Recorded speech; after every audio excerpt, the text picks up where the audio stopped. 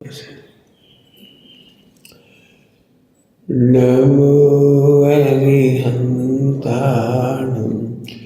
नमो सिद्धाणं नमो हरिहाणं नमो अध्यायाणं नमो लोरे सर्वसारपूर्णं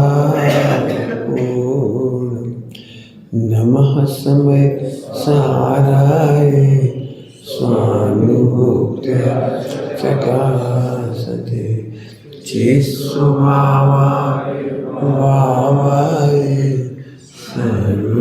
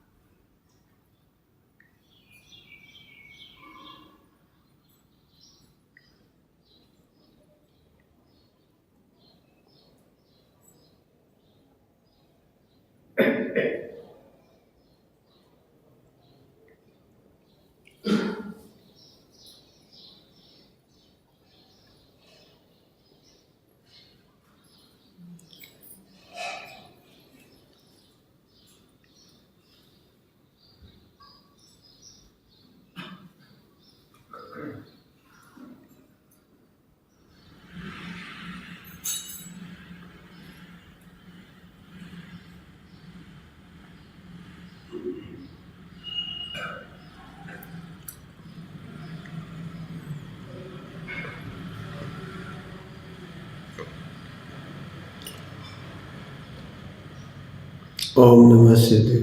ओम नमः शिवाय। ओम नमः शिवाय। विश्व की सर्वश्रेष्ठ भवतारक प्रतिज्ञा एकमात्र प्रतिज्ञा है, एकत्व विभक्त को दर्शाऊंगा। समय साजी परमागम में एकत्व विभक्त को दर्शाऊंगा। पूरे समय साजी परमागम में और उसी प्रतिज्ञा का पालन किया गया है। समझ भी गए होंगे, समझदार के लिए तो काम पूरा हो चुका है, लेकिन अब अपन इसके भाव को भूलेंगे। फिर कह रहा हूँ एक बात, किसी को भी नहीं समझ में आए तो बोर मत हो ना, हाथ खड़ा कर दे रहे। इन दिनों में एकदम सीरियस शुरू करता हूँ, पहले एकदम थोड़ी भूमिका बनाते थे तो लोगों का उपयोग लग जाता था। चलो एक मिनट भूमिका बना लेते थोड़ी सी। सम्यक दर्शन चाहिए? आवाज नहीं आई। तुम ही बोलो, अभी तो काम चलेगा।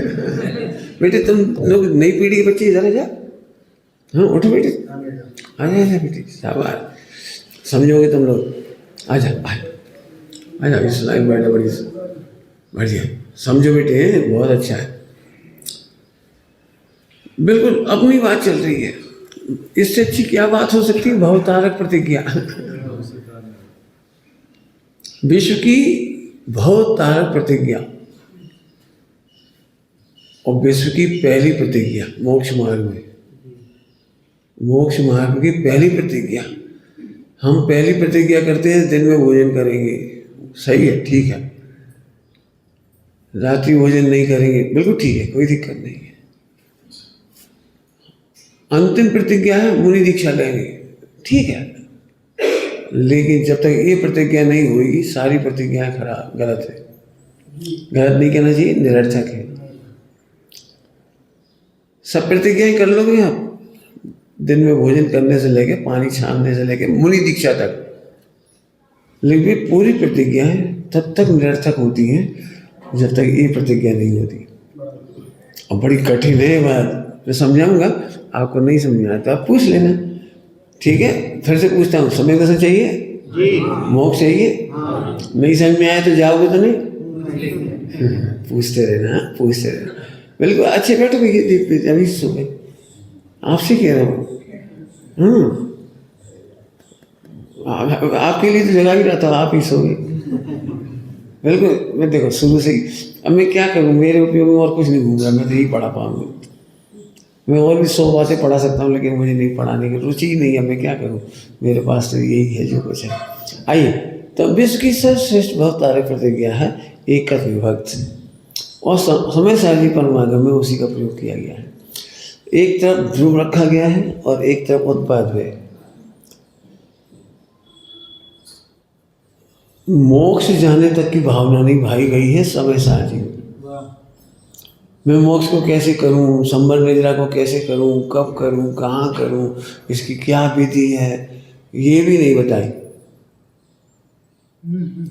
आश्रम बंद के भेद नहीं बताए, आश्रम बंद रोकने की विधि नहीं बताई, संबर निद्रा के भेद प्रभेद नहीं बताए, ऐसे करो, समिति गुप्ती संयम कुछ नहीं बताया, 10 धर्म नहीं बताए। मैं कितना आनंदित होकर कह रहा हूँ ये बात। पूरा जिनागम एक तरफ और समय सारणी परमागम एक तरफ। कैसी बातें कर रहे हो, वे सब गलत है क्या? गलत नहीं है।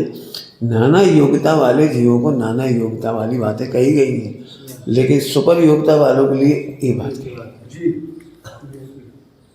नहीं समझ में तो पूछते जाना। हो सुपर योग्यता का मतलब देखो, पहली प्रतिज्ञा कह रहा हूँ ना, एक ही प्रतिज्ञा तो नहीं कह रहा हूँ, पहली प्रतिज्ञा है, पहली प्रतिज्ञा।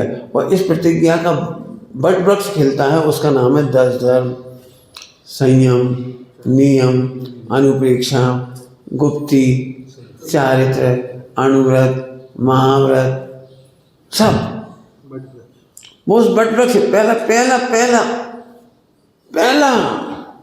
पहली प्रतिज्ञा। हाँ, विश्व की सर्वश्रेष्ठ भवतार पहली प्रतिज्ञा वो एकत्व विभक्त। उसका समय सारणी इसीलिए लिखा गया। अब आइए अपन इसको चेक करते हैं,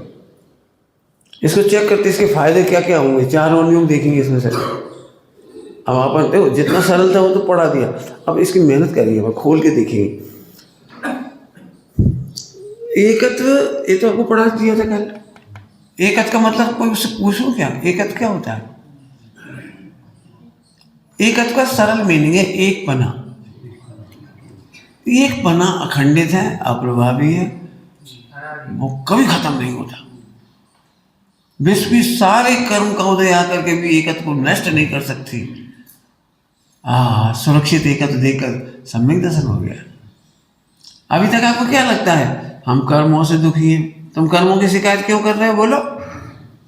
कर्म का उदय है, पक्की बात है, लेकिन कर्म के उदय में पूरे कर्म के उदय को मिलकर के भी, पूरे कर्म के उदय मिलकर के भी इस एकत्व को नहीं छू सकते। बीच में कोई दृष्टांत है, वो दृष्टांत एक देश है, बीच में कोई ऐसी एक नहीं है जो सोने को भस्म कर दे। मुझे पता है भस्म हो जाती है, भस्म बना देती है। उस अपेक्षा मत लेना, स्वर्ण भस्म बनाने वाली बात नहीं कर रहा हूँ। हाँ, स्वर्ण की सत्ता का नाश कौन कर सकता है? मतलब मेरे हाथ में हीरा है, अब कौन से कर्म का उदय जाए कि मैं दुखी हो जाऊं? हाथ में सुरक्षित हीरा है, पूरी पब्लिक मिलकर कह रही है कांच है। मेरे पाप का उदय कितना आएगा अर्जुन? कितना आएगा? मेरे हाथ में सुरक्षित हीरा है और सारी दुनिया कह रही है कांच। हाँ बोलो, मेरे पाप का उदय कब आएगा? और लोग जो अज्ञानी हैं वो इसको नहीं जानते। वे कह रहे बेचारे सुमत को कितना पाप को देखो तो कितनी मुश्किल से हीरा खरीद के लाए, कितने वर्षों की मेहनत से हीरा खरीद के लाए, और जिन लोग मान नहीं रहे भाई टोंच रहे हैं, भाई छेड़ रहे हैं, भाई कमेंट्स मार रहे हैं, जाने कौन से जन्म को बदलो ले रहे हैं। मैंने कैसे नहीं किया भैया? नहीं आया, हो जाएगा समझ में आ रहा है कुछ? हाँ कर हेलो सब कह रहे हैं पाप का उदय। बोले मुझे कितना पाप का उदय? विश्व की सारी ताकतें मिलकर इसके एकत्व को नष्ट नहीं कर सकती, मेरे एकत्व को नष्ट नहीं कर सकती, एक पने को नष्ट नहीं कर सकती। समय सारणी में कितनी गाथा है? मैं एक शुद्ध सदा रूपी एक सदा एक आई मिको। बताओ पाप का उदय क्या करेगा? चंदन वाला को दुखी कैसे करेगा जिसके हाथ में एकत्व है? अंजना को दुखी कैसे करेगा जिसके हाथ में एकत्व है? स्त्रीलिंग छेदने की शर्त है क्या गारंटी? शर्त नहीं, गारंटी। स्त्रीलिंग छेदने की गारंटी है। जिसके हाथ में एक हाथ है उसका अगला भाव स्त्री नहीं हो सकता। तत्काल स्त्री बंद हाँ, जाती है। ये करणानी योग से बता रही है। क्या कह रहे हैं, फिर से बोलो। तत्काल स्त्री वेद का बंद रुक जाता है। तत्काल रुक जाता है। ओ स्त्री वेद का बंद। खुश हो जाओ, खुश हो जाओ। एक निश्चय गत समय सर्वत्र सुंदर लोक में। आहा, जब तक एक तो नहीं समझ में बिल्कुल मत हिला। और कितना सरल है। एक अर्थात आत्मा और अनादि अनंत है, सुरक्षित है, पूरा है। द्रव्य सुरक्षित, छेद सुरक्षित, काल सुरक्षित, भाव सुरक्षित, सब सुरक्षित। कहीं कुछ बिगड़ा हो तो आप बता दो। पूरे अनुयोग के बेचता हो आप, बताओ बताओ, आनंद करो। बस अब इससे सुनना ध्यान से। इन लोगों को फायदा नहीं कराया, तुम्हारा भी फायदा कराया है। तुम्हें भी स्त्रीलिंग का बंद नहीं होगा, नहीं तो अभी बैठे रहोगे बंद में। अभी भी स्त्रीलिंग का बंद करते रहोगे। स्त्री वेद और नपुंसक वेद का बंद रुक जाता है। कब? तत्काल। तत्काल। कितना बड़ा फायदा है। नहीं तो आपको क्या लग रहा है, तो महिलाओं के फायदे की बात बताई, हमारी तो नहीं बताई। अरे इनने सीट खाली करी, तुम यहाँ पहुंच जाओगे। इसलिए अपने एकस को देख कर हा प्रसन्न रहो, प्रसन्न रहो, प्रसन्न रहो। ठीक है, चलो आगे। तो एक तो समझ में आ गया। एक पना किसी भी कंडीशन में, किसी भी द्रव्य में, किसी भी क्षेत्र में, किसी भी काल में और किसी भी भाव में, कोई कर्म को उदय में कुछ है ही नहीं। और इसीलिए ध्रुव का अनुभव करने वाले ज्ञानियों को पाप का उदय कभी आते नहीं, दिखता नहीं है। क्या कह रहे? ज्ञानियों को पाप का उदय दिखता नहीं है। बहुत बड़ी बात कह रहे। अज्ञानी पाप के उदय की शिकायत करते ही, और ज्ञानियों को पाप के उदय दिखता ही नहीं, इसलिए शिकायत नहीं करते। पढ़ लो पुराण, पुराण पढ़ लो, उन्हें शिकायत ही नहीं दिख रही कुछ। बताओ कोई शिकायत हो पुराणों पुरुषों को? क्यों 7 दिन तक क्या कर रहे थे? शिकायत कर रहे थे पारिशनाथ, वो चंदन वाला वगैरह। क्या से मस्त बैठे थे।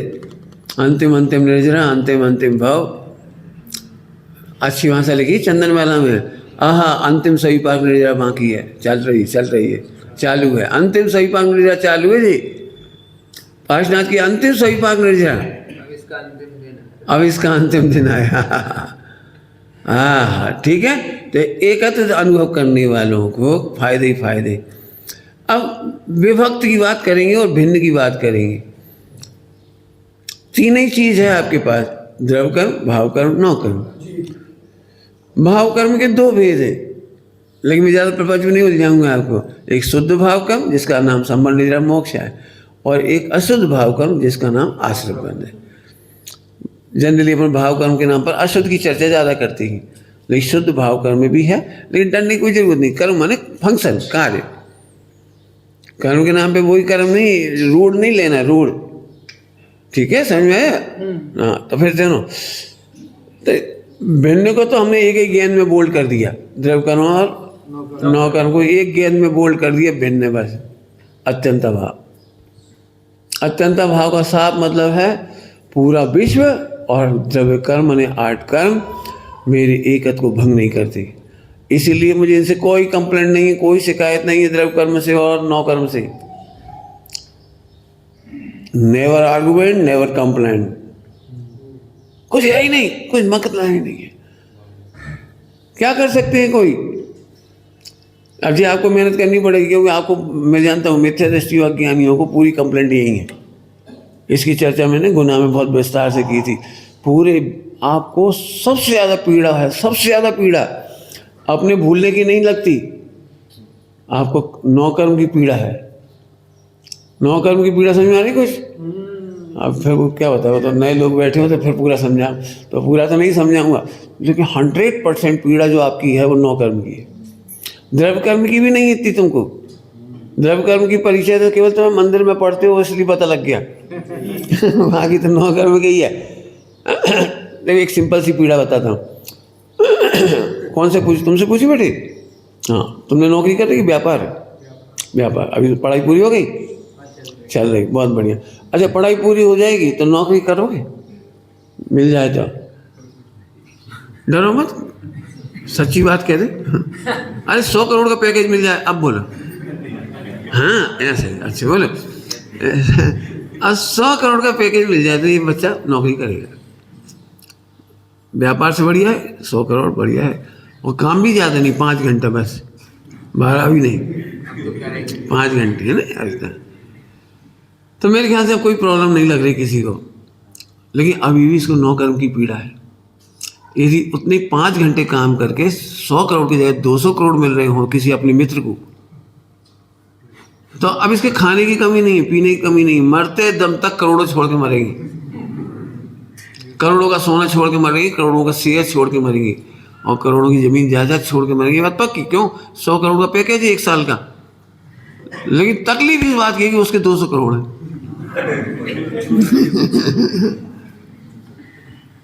अभी देखो, अपन कहते हैं शरीर की रोटी पेट का सवाल है, पेट का। अब पेट की भी समस्या नहीं रही, अब तो पेट की भी कोई समस्या नहीं रही।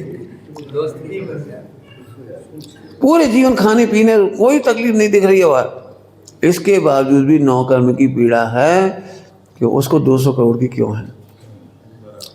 उसको 6200 करोड़ की है, उससे हमें कोई चिंता नहीं है। 2200 करोड़, 2100 करोड़ सुंदर पिचई को साल का वेतन, सुंदर पिचई को, उससे हमें कोई दिक्कत नहीं। हमरे गांव खेड़ा को मोड़ा हमसे आगे ना हुए।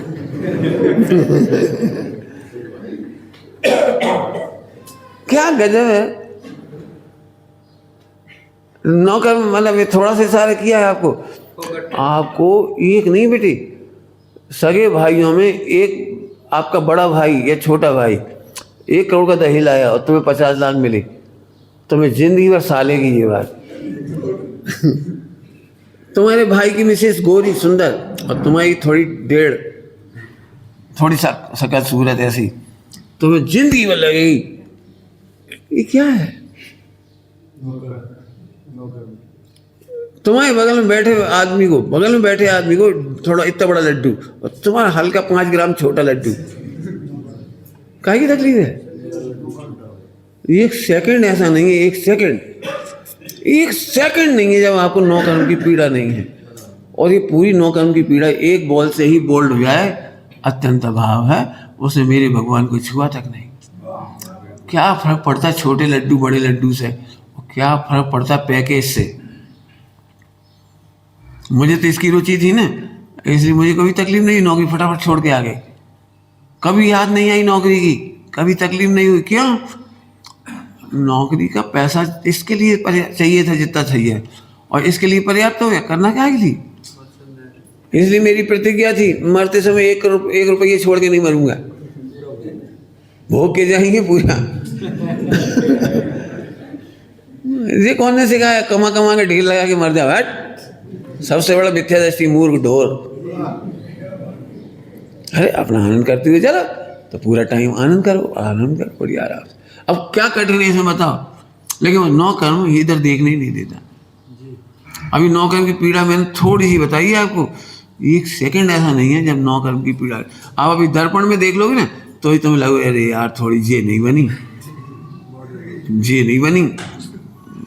पैक क्या करें, दाढ़ी मूछ थोड़ी डिजाइन की आती, मजा आ जाता।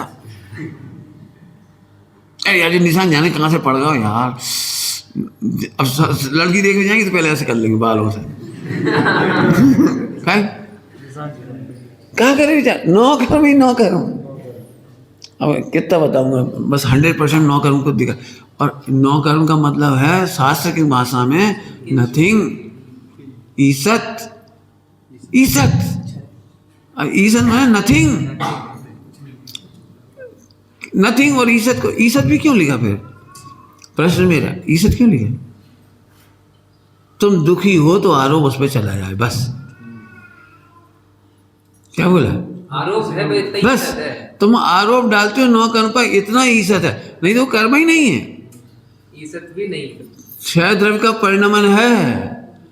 बाह्य संयोग, ये शरीर, ये सब सामग्री ये केवल ईसत है और संयोग है, क्षेत्र का परिणमन है। लेकिन तुम दुखी या सुखी अनुभव करते हो तो इसका लक्ष्य करते हो, इसलिए हमने इसका नाम रख दिया कर्म। तुम्हारे से कोई ठेक आत्मा से इस मंदिर का, इस मकान का कोई लेना देना नहीं। तुम अरबों रुपया कमा के रख जाओ और मर जाओ तो आत्मा से क्या लेना देना रहा इस संपत्ति का? बता दो क्या पत्नी से क्या लेना देना रहा आत्मा का? मर के चले गए। लेकिन जब तक जिंदा रहे रोत रहे हम आई है, रोत रहो। थोड़े में नहीं, बहुत। मैं क्या कहूँ, इस सबसे ज्यादा कह रहा हूँ, सबसे स्थूल व्यक्तियों को मिलेच्छ भाषा में समझाने के लिए 9 कर्म का संबंध आत्मा से कहा है ही नहीं। और धीरे से हाथ हटा दिया ईसत है। अब समझाएं कैसे? आप पढ़ के देखो पुराणों में, धन्य है जिन्होंने पूजा पाठ किया, उन्हें खूब लक्ष्मी मिली, पत्नी मिली, बच्चे मिले, परिवार मिले। अब ये कौन के लिए लिखी गई होगी? जब बात अज्ञानियों को बताने के लिए। अज्ञानीतम सबसे मिलेच्छ को मिलेच्छ भाषा सबसे स्थूल 1 नंबर का नए की वैल्यू कितनी है? 0 पे 0। अब बताओ, पूरे हिंदुस्तान में आज भी पार्श्वनाथ भगवान की महिमा इसलिए, फला क्षेत्र की महिमा इसलिए करते, अतिशय क्षेत्र वहां जाओ, हमारा तो दुकान चलने लगी, तुम भी जाओ। हमारे मोड़ा को ब्याह हो, तुम भी जाओ। अभी भी पूरे हिंदुस्तान में जैन समाज वाले कब स्वाध्याय करके ये बात को पकड़ेंगे, यदि पार्श्वनाथ भगवान की जगह मैं जैसा होता है ना तो माथा पीट लेता। मैंने कहा तक नहीं कि मिलेगा। और मेरी बदनामी कर रहे हैं। मैं मोक्षदाता हूँ, मान लो, यदि अच्छी भाषा में कहो तो मोक्षदाता हूँ, और ये कह रहे मोड़ा दाता है, पत्नी दाता है, बच्चे दाता है। अपन सर पीट लें। मैंने बिल्कुल ऐसी बात है, मैं निर्मल अमृत बेच रहा हूँ और बाजार में तुम इसलिए फेमस कर रहे हो, इनकी दुकान पे जरूर जाओ, दारू मिलेगी। मैं बेच रहा हूँ अमृत और दारू कह करके तुम बदनाम कर रहे हो। इतना हल्का 1 नंबर का ना है। 9 कर्म जाना, 9 कर्म इतना खतरनाक। आज भी सही कह रहे हैं, यदि तुम्हें भोजन की व्यवस्था नहीं हो तो पंच कल्याण फीका लगेगा। भोजन की व्यवस्था हो जाए, प्रवचन की ना हो तो चलेगा, कोई दिक्कत नहीं, मजा आ गया। ऐसी एसी कूलर पंखा की व्यवस्था थी मई जून के पंच कल्याण में, अपन तो बैठे रहते बढ़िया स्वर्ग जैसी। और पर्दे पे सब देख लो कहाँ जा रहा जुलूस। और खावे पीवे की व्यवस्था तो ऐसी समझो, 24 घंटा चाय कॉफी, हो बस बहुत बढ़िया। आज भी अब 9 कर्म की व्यवस्था क्या कमाल है। बिल्कुल बुद्धि वही बसी। ये 9 कर्म की सही समझ ना होने से तीर्थ यात्रा को खा गया 9 कर्म। 9 कर्म समय शिखर जी जाकर के भी तीर्थ यात्रा तब अच्छी लगती है जब हमने लड्डू बाफला बना ले, पर्वत पे जाके चना खा ले, नींबू की शिकंजी पी ले। क्या है आप समझे? 9 कर्म क्या खा गया तुम्हारा?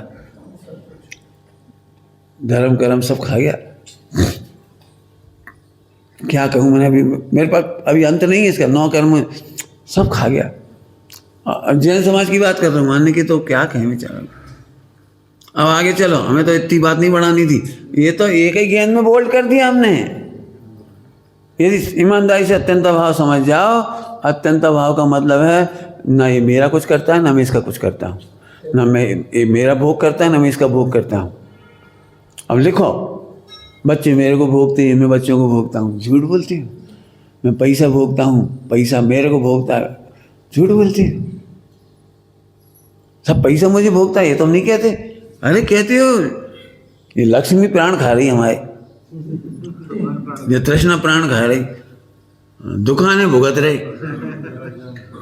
क्या बताएं, फंसे बीत गए हम, अब बीत गए, अब क्या करें, निपटाने पड़ रहा। भुगत वो भोग वो कहाँ है? क्या कहूँ, मैं सच कह रहा हूँ, मेरे से तभी तो लिखवाते जाओ तो मैं कितना बड़ा लिखूंगा इसके लिए। और एक ज्ञान में बोल्ड कर दिया, यदि समझ में आ जाए कि अत्यंता भाव, अत्यंता भाव का मतलब, और आगे बोलोगे जरा, शरीर से संबर नहीं, शरीर से निर्जरा नहीं, अणुव्रत महाव्रत से धर्म नहीं, मोक्ष नहीं, छोड़ना ना लेना, न लेना। हाँ, इसलिए तो कह रहा हूँ अणुव्रत महाव्रत की चर्चा यहाँ से की गई है। अच्छा, स्थूल काम समझ गए? ये कैश लॉन्च क्या है? कैश लॉन्च क्या है? 1 नंबर का नया है। हमें इसकी महिमा आती। हमने कपड़ा कम कर दिया। हाँ, कपड़ा आत्मा के थे ही नहीं, जो कम कहाँ से करे तुमने? और कपड़ा छोड़ करके भी अंदर में वासना तो पड़ी हुई है। क्या धन्य है प्रभु। समय सार जी की महिमा समझ आई? अब क्या कह रहा हूँ? नौ कर्म का ग्रहण भी नहीं बोला, त्याग भी नहीं बोला। समय सार जी परमागम ने भिन्नों को तो छुआ ही नहीं। बात ही नहीं। क्या लगा में कैसे नहीं जा में कहा धरा है। भिन्न है कर्म और नौ कर्म। आप गौर से देखो, कर्मों के अभाव करने की चर्चा नहीं है। यदि टीकाएं ना लिखी जाएं तो आपको कर्म का निमित्त नैमित्त की पता ना लगे, नौ कर्म का निमित्त नैमित्त की पता ना लगे। ये टीकाओं में लिखी गई सब बात। मूल गाथा है तो यत व्यत्तम तम यत व्यत्तम, एक ही प्रतिज्ञा की है, एक विभक्त को दर्शाने की। इतने में कहाँ हो जाएगा। सच कह रहा हूँ, इस समय ऐसा लग रहा है ये तो क्यों राग नाच रहा है जो मैं पढ़ा रहा हूँ, और क्यों घूम रहा हूँ दुनिया में। इतनी सी गुफा में बैठ जाओ बस जाकर। रियल कह रहा हूँ, अंतर की बात तो ऐसी लग रही। समझो बेटे समझो। अब हम क्या करें। एक्चुअली ऐसा भी नहीं होता कि इसकी घुटाई होनी चाहिए इसकी। 8 कर्म की चिंता पूरे समय सारी परमागम में नहीं की गई। कब कटेंगे भगवान, जल्दी कट जाएं। ए जीवो तुम ऐसे कर लो जल्दी कट जाएं। बिल्कुल समय सारी पकड़ना, कट जाएं। हैं कहाँ जो कटेंगे। और बढ़िया गाथा है, 14 नंबर की गाथा।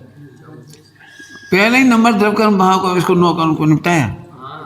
द्रव कर्म 9 कर्म, अवध अस्पृष्ट, अवध अस्पृष्ट। काटने की बातें नहीं करी समय साजी परमागम में। बताओ, आचार्य कुंकुम स्वामी को भी छठखंडागम का ज्ञान था, परिक्रम टीका वे भी लिख सकते थे बहुत सारी बातें। उन्होंने कहा कुछ दम तो है नहीं। कहा लिखे ये काम। आह क्या उपकार कर गए, क्या उपकार कर गए भगवान आचार्य कुंकुम स्वामी। समझ में आ रहा है? कुछ कछु नहीं समझ में आया, इतना तो समझ में आ रहा है। स्त्रीलिंग छेदने का आसान मंत्र है कि मैं एकत्र हूँ। तो द्रव्य कर्म और 9 कर्म, उसकी तो बात ही नहीं है। ध्यान रखना, मुझे भी पूरा पता है कि करणानियों में लिखा है, लेकिन वो ईसत है। क्यों? द्रव्य कर्म ईसत नहीं है। अत्यंत भाव से सभी ईसत है ना। हम ये नहीं कह रहे 9 कर्मों से द्रव्य कर्म को तो कोई वजन डाल दे आप। अब बचा क्या? भाव कर्म। और भाव कर्म इतना है कि एकत्व को नहीं पहचानते, इसलिए भाव कर्म में दम है। और भाव कर्म के निमित्त से फिर द्रव्य कर्म के उदय में 9 कर्म। चैनल बन गया। चैनल, एक साइकिल गिरी और साइकिल लाइन से खड़ी थी, गिरती चली गई। कितनी बड़ी बात लग रही, कितना छोटा सा मोक्ष मार्ग। ध्रुव पढ़ाने की जरूरत नहीं है। आत्मा एक है, था, रहेगा। उसमें कोई बिगाड़ हुआ नहीं, सुधार हुआ नहीं, कभी नहीं हुआ, कभी नहीं हुआ।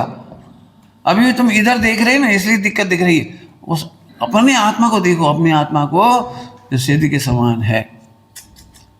क्वेश्चन करो, है भी कि नहीं सिद्ध के समान? तुम हो कि नहीं सिद्ध के समान? लिख सोचो। और है तो फिर चिंता क्यों? चिंता नहीं करेंगे अब हम, सहज महीना रुलेंगे। ठीक है, तो अब मैं अब पढ़ाना शुरू करूं। 9 कर्म और द्रव्य कर्म तो भिन्न में निपट गए। और ध्यान रखना, अपने भाव कर्म से उत्पाद व्यय से विभक्त हूं। और इस पे वजन देना, विभक्त। नहीं समझ में आया तो हाथ खड़े करना बेटी।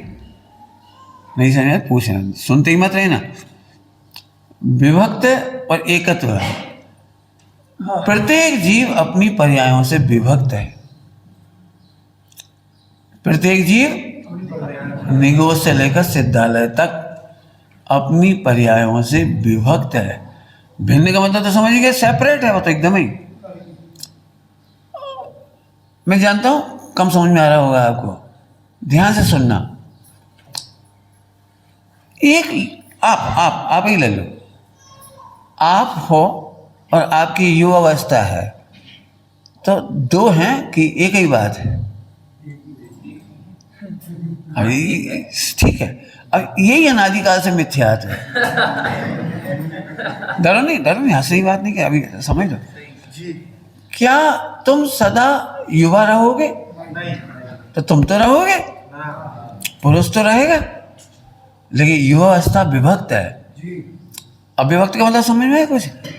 रोगी वर्तमान में मैं भी हूं और रोग भी है। रोग एक अवस्था है, लेकिन मैं रोग से विभक्त हूं। रोग चला जाएगा, मैं नहीं चला जाऊंगा। युवावस्था चली जाएगी, मैं नहीं चला जाऊंगा। बचपना चला गया, मैं नहीं गया। आचार्य देव ने इसको कहा है तत्व। आचार्य देव ने इसको कहा है तत्व। भाव, तस्य भावम तत्वम, भाव है। अब विभक्त का थोड़ा मतलब समझ आया? अब समझो, बचपना चला गया, आप रोए क्यों नहीं? क्योंकि मैं तो हूं। विभक्त चीज चली गई, तो क्यों अब जवान सदा रहोगे? नहीं, लेकिन तुम तो रहोगे। जैसे पति के मरने पर पत्नी विधवा हो जाती है, बचपना चले जाने पर, युवापना चले जाने पर ऐसे विधवा तो नहीं हो जाती आप, दुखी तो नहीं हो जाते। बताओ, शादी बूढ़े से होती है कि जवान से?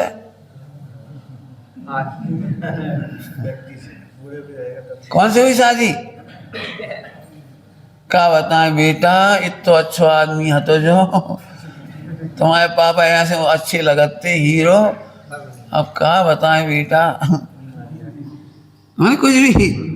तो अवस्था से शादी होगी तो दुखी होंगे। अब सुनो, यदि कोई स्त्री ये कहे कि हमारा पति सदा 25 साल जैसा बना रहे, तो अब उसे रोने के सिवा कुछ नहीं बचेगा। एक समय पर दांत भी गिरेंगे पति के, झुर्रियाँ भी आएंगी और बाल भी सफ़ेद होंगे और बाल भी गिर जाएंगे। और बोलो क्या कहना है? यदि स्त्री अवस्था से शादी करना मान ले तो भयंकर दुखी होगी, है ना? समझ में आ गया? ऐसे ही यदि इन अवस्थाओं से हम प्रेम करेंगे, राग करेंगे, एकत्व करेंगे, तो दुखी होंगे। इसका नाम मिथ्यात्व। चाहे वो संबंध निद्रा मोक्ष हो, और चाहे आश्रय बंध हो, चाहे कर्ता कर्म का परिणाम हो, चाहे आश्रय बंध का परिणाम हो, चाहे पुण्य पाप का परिणाम हो, कोई सा भी परिणाम हो। आपको समझ में आ रही कोई बात? अभी आप अपने दुख को बता सकते हो? आप में से कोई खड़े होकर प्रैक्टिकल करो तो मजा आ जाए। मैं तो अपने कॉलेज में पढ़ाता हूँ ना, समय से में, तो मेरा तो प्रैक्टिकल होता है। वर्कशॉप करो, वर्कशॉप। तुम अपना दुख बता सकते हो? तुम में कोई दुख बता सकता है कुछ? देखो मैं एक बताता हूँ, तुम बताना इसके बाद। कहा बताएं पंडित जी, इतने खराब परिणाम हुए आज तो, बेबी घूम रहे दिमाग में। अब भी खराब परिणाम का नाम था पुण्य पाप। आपके पाप कह दो, पाप आश्रव कह दो, आश्रव बंद कह दो, है ना? यही ना। तो अब हम आपसे पहले कह रहे हैं वो तो विभक्त है, तुम दुखी क्यों हुए? क्योंकि तुमने दोनों में एकत्व बुद्धि कर ली थी। कल एकत्व पढ़ाया था, आज एकत्व बुद्धि। एकत्व बुद्धि समझ में आ रही कुछ? क्या कह रही है? हाँ, अरे परधर्म के साथ एकत्व बुद्धि करना तो दुख रूप है ही। मैं करोड़पति हूँ, करोड़ रुपये अलग और मैं अलग, और करोड़पति, ये तो दुख रूप है ही। जैसे करोड़ रुपया जाएगा तो मर ही जाओगे। जैसे चंदा मामा की कहानियों पढ़ा था मैं, और उस आदमी के प्राण उस कबूतर में रखे थे, तोता में रख दिए थे, कछू में रख दिए थे, और जैसे तोता की गर्दन मरोड़ी वो मर गया बेचारा। ऐसे 1 करोड़ गाओ और तुम मर गए। करोड़ रुपया में प्राण रखे थे तुम्हारे, करोड़ गाओ। ओह, ये जो कहते हैं दुनिया की कहानियों में, लव अफेयर में, तू मेरा प्राण है, तू मेरी प्राण है, ऐसे वो सही बात है। वो जैसे ही ब्रेकअप होता है, अब जी के क्या करेंगे, प्राण तो तहीं धरी थी। अब वो तो हंस ही नहीं रही, बोल ही नहीं रही, वो तो दूसरी जगह शादी करे चली गई। अब जिंदा रह के क्या करेंगी?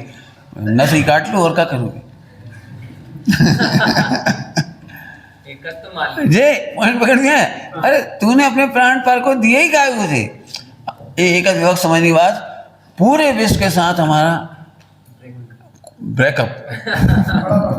हमारे प्राण वहाँ है ही नहीं। अभी आपको समझ में कुछ नहीं आया, मैं जानता हूँ।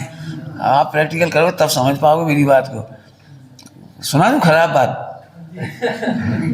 खराब बात मैं सुना देता हूँ, अच्छी अच्छी तुम सुना देना। मैं हमेशा ये बात कहता हूँ तो लोग मेरे से नाराज होते हैं, इसलिए खराब बात है।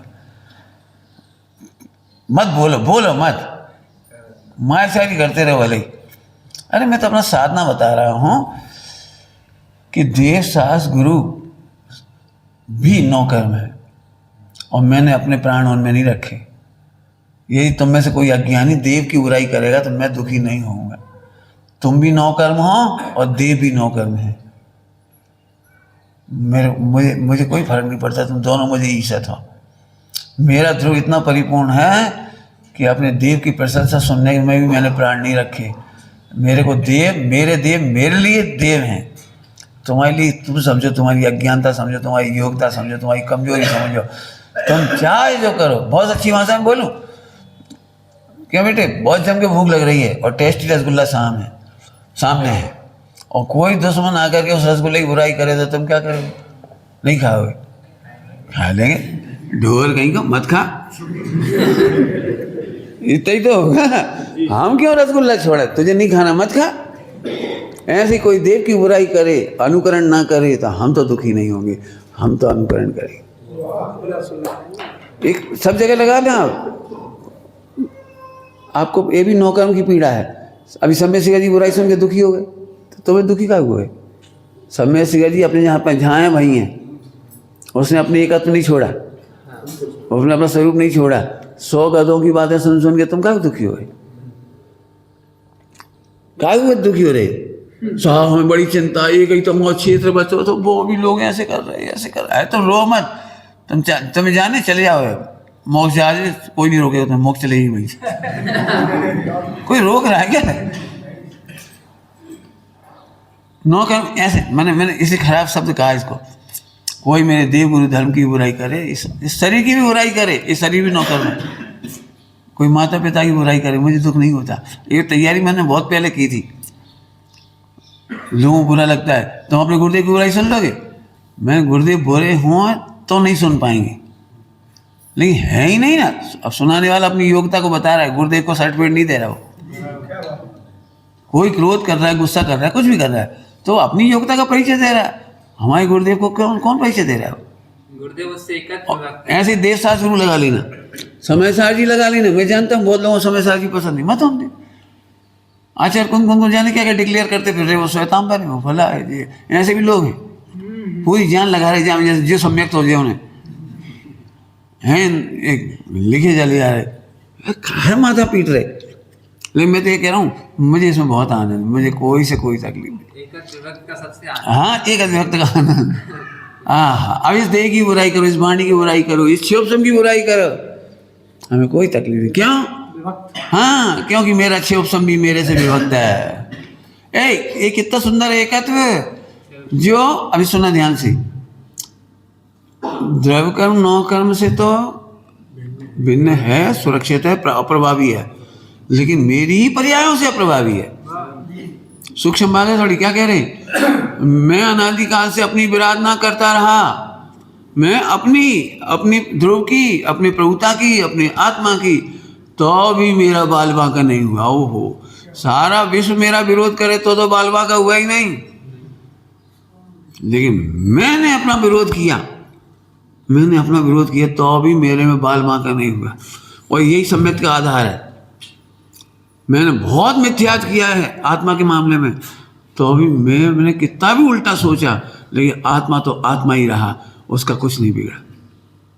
समझ में आया सम्यक्त का आधार क्या हुआ? बिल्कुल सही। सम्यक्त का आधार देखो, सरल दृष्टांत दूं, पंडित साहब देते वही दे देता। जी काला कपड़ा देखा है आपने? अब मैं इसे अनादिकाल से काला देख रहा हूं, तो इस काला हो गया ना। अच्छा, तुम सभी इसे काला देखो तो काला हो जाएगा। ऐसी आत्मा को तुमने आत्मा नहीं देखा तो अभी आत्मा ही रहा, बस सम्यक दर्शन हो गया। इतना सरल है सम्यक दर्शन, कोई नहीं करे। तुम लोग कर लो भैया, नए नए बच्चे लोग। पुराने लोगों को बड़ी मुश्किल है। नए लोग तो एकदम कर लो बिल्कुल। मैं सदा ही रहा आत्मा, अभी हूँ आत्मा ही रहूंगा, हो गया सबने बस। अब ज्यादा पेट खोलने पंडिताई तो फोड़ लो, जाए फोड़ो। आत्मा ही रह माने द्रव्य जड़ पूरा रहा, क्षेत्र काल भाव तत्व की योग्यता, रत्नत्रय की प्रकट करने की योग्यता, केवल ज्ञान की योग्यता, मोक्ष की योग्यता, कर जाओ, सब सुरक्षित रहा, बस खत्म। नहीं करो तो शांति से बैठे रहो। हम तो मोक्ष जा रहे, अब तुम एक ही काम करो, जिन्हें नहीं समझ में आई तो समझ में आएगी मोक्ष जा रहे, नहीं समझ में आई, समझ में आई कछु नहीं आई, कछु नहीं आई तो समझ में आएगी अपन मोक्ष जा रहे। क्यों? क्योंकि मैं आत्मा हूं, क्योंकि मैं आत्मा हूं। सम्यक दर्शन के लिए सम्यक दर्शन नहीं चाहिए, सम्यक दर्शन के लिए आत्मा चाहिए। मोक्ष जाने के लिए सम्यक दर्शन नहीं चाहिए, आत्मा हूं ये जानना कंपलसरी है, और मैं आत्मा हूं ये जानना सम्यक दर्शन है। नहीं अभी फिर लड़ पड़ो लड़ने वाले तैयार है। अच्छा मोक्ष जाने के लिए सम्यक दर्शन नहीं चाहिए? अरे सम्यक दर्शन का मतलब है मैं ध्रुव हूं, मैं आत्मा हूं, मैं परिपूर्ण हूं। ठीक, चलूं आगे। अब फिर से एक विभक्त, विभक्त का मतलब क्या निकला? मैं अपनी पर्याय से अप्रभावी हूं। विभक्त का मतलब अब देखो, कर्ता कर्म अधिकार की भाषा में यहाँ मेरा कर्ता का कर्म नहीं है, और यहाँ का जो कर्ता कर्म है उसका प्रभाव यहाँ नहीं है। क्या बोल गए हम? कर्ता कर्म अधिकार इधर तो है ही नहीं। हाँ, यहाँ मेरा कर्ता कर्म नहीं है, और यहाँ कर्ता कर्म जैसा भी है जिस उसका असर यहाँ नहीं है। यहाँ मेरा कर्ता कर्म इनके संगता है ही नहीं, वहाँ तो अत्यंत ही बाबा, वहाँ तो सवाल ही नहीं है। देह की क्रियाओं से संबंध नहीं जरा मोक्ष, ये तो कहा बकवास करते थे, लेकिन संबंध नहीं जरा से तो कुछ हो रहा है। मेरा कर्ता कर्म नहीं है। अब जी थोड़ी कठिन सूक्ष्म बात हो गया। क्यों? संबंध नहीं जरा से मोक्ष होता है कि नहीं? और मोक्ष से मेरा भला होता है कि नहीं? मोक्ष से अब बिल्कुल सूक्ष्म बात है, बहुत ही पचा लो तो बहुत मजा आ जाए, नहीं पचा पाओ तो पचाने की कोशिश करना, घोंटना। पंडित साहब की रचना अभी गाओ तो अभी गा के सुना देते मैं। निष्काम भावना पढ़ लेना 34 पेज पे। निष्काम भावना में कहा है, नहीं संसार हरना है, नहीं मुक्ति को करना है। पढ़ो परमात्मा प्रकाश की गाथा। बंद मोक्ष से न्यारा है आत्मा, ना मैं बंद को करता हूँ ना मोक्ष को करता हूँ। मैंने जब पहली बार पढ़ा तो बड़ा अचंभा हुआ, ऐसा लिखा था वहाँ, कोई मुझे मुक्त कहता है तो मुझे बहुत लज्जा आती है। मैं अपनी भाषा में बोल रहा हूँ, अच्छी भाषा तो वहीं होगी, क्या लिखी उसकी भाषा बहुत अच्छी है। बोले कोई मुझसे कहता है तुम मुक्त हो गए, तो मुझे ये आनंद का विषय नहीं लगता है, मुझे दुख का विषय लगता है। तो उन्होंने दृष्टांत दिया, क्यों? क्योंकि मोक्ष बंद पूर्वक होता है, तो मुझे बंद की याद दिलाई जाती है। नहीं समझ में आई? जैसे हम तुमसे कहें, क्यों बेटा जेल से कब छूटे? ओ जेल जाने की याद दिलाते हो आप। क्या कह रहे? जेल से छूटना पहले किसकी याद दिला रहा है? जेल जाने की याद दिलाता है। और हमारे को कलंक लगता है, आप ऐसा मत कहो कि हम जेल से कब छूटे, हम जेल गए ही कब हैं? ऐसे इस ध्रुव को देख के बोलो, ये कर्मों को स्पर्श किया ही कब था, ये बंधा ही कब था। इसीलिए पंडित साहब की भाषा में कहें, समय साहजी का बंध अधिकार अबंध स्वभाव को बताता है, मोक्ष अधिकार मुक्त स्वभाव को बताता है। संबर अधिकार संबरमय बताता है, आश्रय बंध अधिकार निराश्रय बताता है। अब समझो, समझ में आया? अब एक बात कब समझ में? अभी मैं नहीं समझता हूँ, चेहरे बता रहे हैं नहीं समझ में आई। जो नए लोग होंगे उन्होंने स्वाध्याय नहीं करी हो तो नहीं समझ में आया। पंडित जी बिल्कुल ही उलट पुलट कर रहे थे तुम तो। भाई अभी तक तो हम जब सोच रहे थे आश्रय बंद है, मिटाएंगे, संबंध निजा हुई है, व्रत पूजा पाठ करके संबंध निजा करेंगे, मोक्ष जाएगी। तो ये बात सच्ची है कि झूठी है? कि झूठी नहीं है, सच्ची है। इतनी तो सच्ची है जितनी तुमने सुनी है। अब एक कदम और आगे आ जाओ। समय सार जी परमागम पढ़ा रहे हैं आपको। समय सार जी में विवक्षा बताई, जब तुम पूरे को जीव मानते हो तो वो बात सच्ची है, लेकिन ये अपनी ही पर्याय से विभक्त कर रहे हैं, अपनी ही पर्याय से विभक्त कर रहे हैं, तो फिर हमें यहाँ बंद भी नहीं दिख रहा, मोक्ष भी नहीं दिख रहा, वो सब यहाँ दिख रहा है। मैं जानता हूँ समझ में बहुत कम आ रहा होगा आपको और लगभग कुछ नहीं समझ में आ रहा होगा, तो मैं फिर वापस दृष्टांत पे आता हूँ। लड़का और लड़के की अवस्था, ये दो चीजें हैं कि एक है? सोचो शांति से, लड़का और लड़की की अवस्था, युवा अवस्था, बाल अवस्था, वृद्ध अवस्था। बोलो, युवा अवस्था में शादी हुई थी, वृद्धावस्था आने पर युवा अवस्था नहीं रही, तो पत्नी विधवा क्यों नहीं हुई? पॉइंट पकड़ में आ रहा है कुछ? पकड़ो, बहुत गहरा पॉइंट है, गहरा पॉइंट। बहुत दुख मिटाते हैं। युवा अवस्था में शादी हुई थी, युवा अवस्था में शादी हुई थी, लेकिन युवा अवस्था से नहीं हुई थी। पॉइंट पकड़ में आ रहा है? युवा अवस्था में शादी हुई थी, युवा अवस्था से शादी नहीं हुई थी। भजन भजन का भाव समझ में आ रहा है कुछ?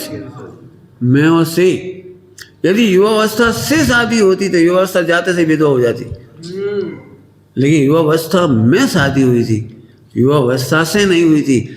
ऐसे आश्रम बंध के बीच में हमने ध्रुव देखा है, आश्रम बंध के कारण नहीं देखा है। हमने संबर निजरा में ध्रुव देखा है, संबर निजरा के कारण ध्रुव नहीं देखा है। बहुत बड़ा अंतर है। आप इसीलिए तो परेशान हो, पंडित जी विकल्प तो देखो, विकल्प तो देखो, विकल्प तो देखो। हम कह रहे हैं विकल्प के काल में हम ध्रुव देख रहे हैं, विकल्प चले जाएंगे, ध्रुव रह जाएगा। पंडित जी संबर नहीं है, संबर तो होना चाहिए, निर्जरा तो होना चाहिए, सम्यक दर्शन ज्ञान चाहिए तो होना चाहिए, सरल भाषा में बोलो आत्मा की अनुभूति तो होना चाहिए, शुद्ध उपयोग तो होना चाहिए। तो शुद्ध उपयोग माने संबर, संबर निजरा। तो संबर निजरा में हमने ध्रुव देखा है, संबर निजरा के बल पे ध्रुव नहीं देखा। कुछ अंतर समझ आ रहा है? गहरी गहरी बात है। ध्रुव के बल पर संबर निजरा नहीं, हमने संबर निजरा के काल में ध्रुव देखा है। जरा अच्छी भाषा में बोलो, जब तक हमने ध्रुव नहीं देखा था तब तक आश्रम बंद था, और जब ध्रुव देखा तो संबर निजरा प्रकट हुआ, और अब हम ध्रुव ही ध्रुव देख रहे हैं तो मोक्ष हो जाएगा। 7 तत्व की गारंटी हो गई। आश्रम बंद संबर निजरा ध्रुव। अब समझ में आया कि नहीं आया? फिर से वो सोचो जरा शांति से। हमने अवस्था की तकलीफ करोगे तो पंडित जी हमें तो बहुत मोह है, बहुत मोह है। कहाँ? लिख लो, हमें क्या दिक्कत है? तुम्हें जो तकलीफ है यहाँ लिख लो, मोह राग देश कर्म कट, जो तुम्हें लिखना लिख लो, जो लिखना है। बहुत गंदे गंदे भाव, बहुत गंदे गंदे भाव, बहुत पूजा पाठ के भाव, व्रत उपवास के भाव, लिख लो, हमें कोई दिक्कत नहीं। लेकिन वे विभक्त हैं या एकत्व हैं? तो तुम इसको नहीं देख रहे, इसलिए यहाँ देख रहे हो आश्रम बंद को। बस समय हो रहा है, अंतिम दृष्टांत देता हूँ। देखो, पुराना दृष्टांत है, सबको याद है, लेकिन उसकी गहराई पकड़ना, शब्द नहीं पकड़ना, भाव पकड़ना बेटे। सभी लोग भाव पकड़ना। इधर देख, अब लिख लेना, कोई दिक्कत नहीं, तो भाव पकड़ो। एक्चुअली क्या, शब्द स्तर कम है हमारे पास, भाव गहरा है। देखो, क्या नाम बेटा तुम्हारा? स्रोत। तुम्हारा 1 करोड़ का हीरा गटर में गिर जाए तो क्या दिख रहा है? अरे देख के बोलो, देख के बोलो, देख के, अरे आंख से देख के बोलो। वो हीरा तो नीचे चला हुआ तले में, तलेटी में, ऊपर का दिख रहा? अरे अब देखो, जो मोह राग देश को देखते ना, अशुभ भाव को देखते, खराब भाव को देखते, वो गटर को देखते रहते। कितने तो विकारी भाव पंडित जी, तब ध्रुव ध्रुव लगे, इतो गंदो भाव, खावे को, पीवे को, कमावे को, ब्याह को। अरे तू गटर ही गटर देख रहा है। जिस समय गटर देख रहा है वहीं हीरा है, कहना वो नहीं। जिस समय तुम शिकायतें कर रहे थे हमारे बहुत गंदे भाव हैं, बहुत ही गंदे भाव पंडित जी, किया भी नहीं सकता, बहुत गंदे, तो भी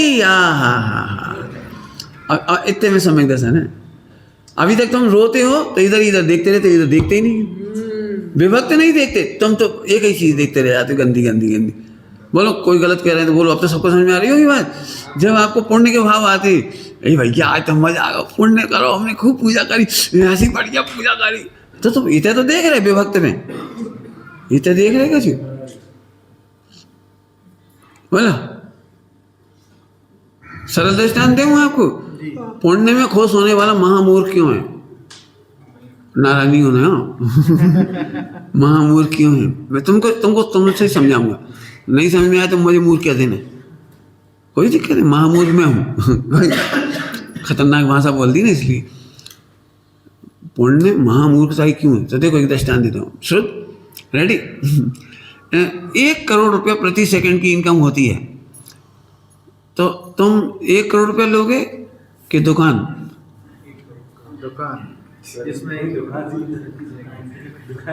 बोलो भाई क्या लोगे? 1 करोड़ रुपये पर सेकंड की इनकम हो रही है, तो तुम 1 करोड़ रुपये लोगे या 1 करोड़ रुपये पर सेकंड कमाने वाली दुकान? तो अब आम पब्लिक को तो 1 करोड़ रुपये ज़्यादा समझ में आ रहा है। ऐसे ही उस पुण्य की क्या कीमत, उसकी क्या कीमत? अनंत काल तक सिद्धत तो झरे जिसमें से, केवल ज्ञान झरे उसमें से। तुम इधर देख रहे थे इसलिए खुश हो रहे थे पुण्य में, लेकिन उसी समय ध्रुव भगवान बैठा हुआ है। बोलो पुण्य करोगे कि ध्रुव में रमोगे? जे संबंध मोक्ष का कारण हो गया, ये संबंध मोक्ष का कारण हो गया।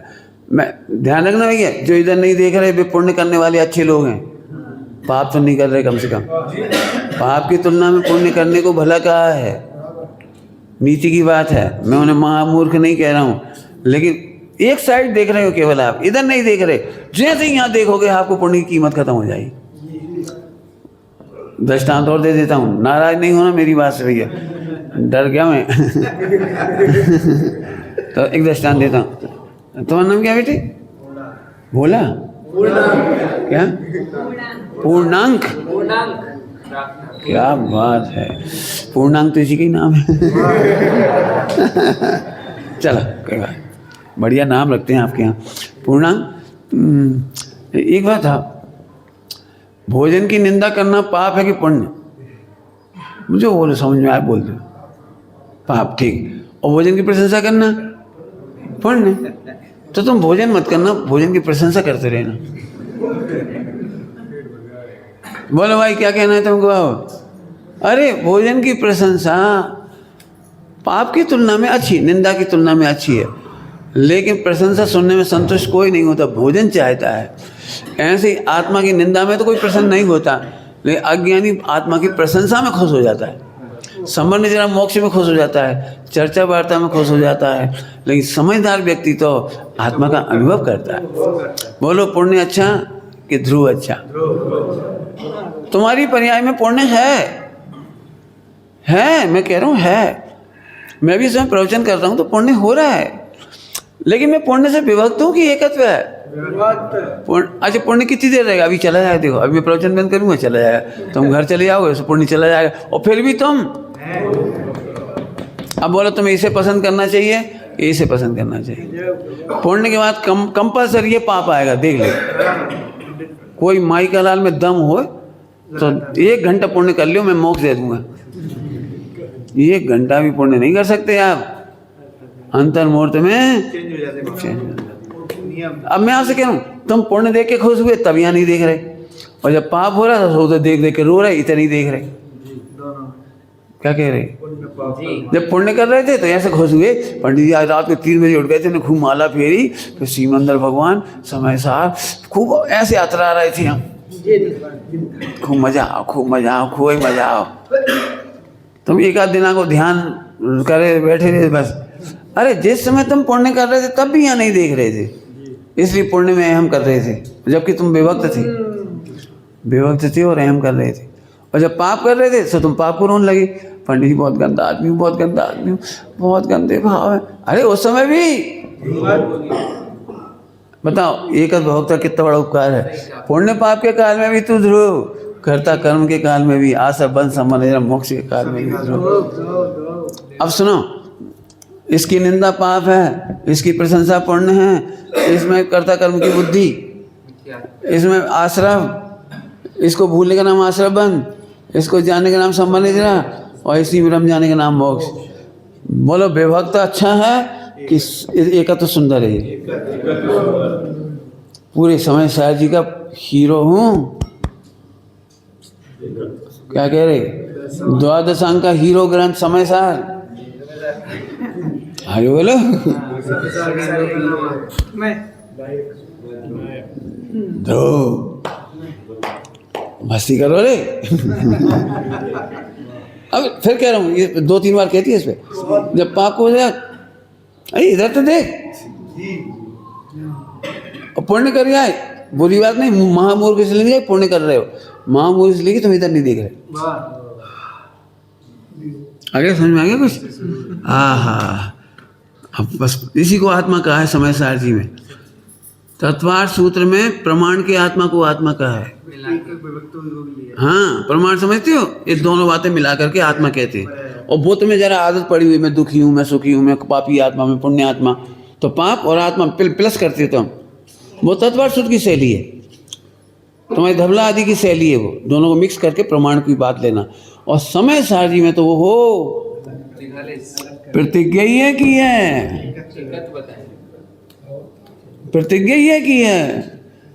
क्या बढ़िया भाषा अमृतचंद स्वामी ने लिखी है, एक अद्विभक्त को दर्शाने की प्रतिज्ञा की है। दर्शाऊं एक विभक्त को, आत्मा तने निज विभव से दर्शाऊं तो न छल ग्रहण करना। ओम नमः सिद्धे।